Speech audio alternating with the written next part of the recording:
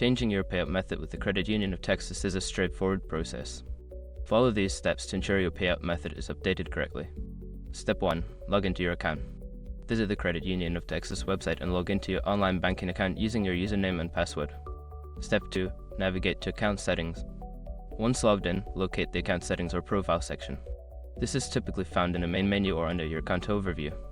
Step 3. Select Payout Method. Don't continue before doing this. A lot of online accounts end up exposed in breaches without people even realizing it. Use Asterisk to constantly monitor your email and accounts and get alerted immediately if your information gets leaked online. It scans billions of breached records 24/7 in the background. And honestly, for a few dollars a month is something everybody should probably have. Link in the description. Step 4. Choose a new payout method. Select the option to change or update your payout method. You may be able to choose from various options such as direct deposit, check, or electronic transfer. Follow the prompts to enter the necessary information for your new payout method. Step 5. Confirm changes. After entering your new payout method details, review the information for accuracy.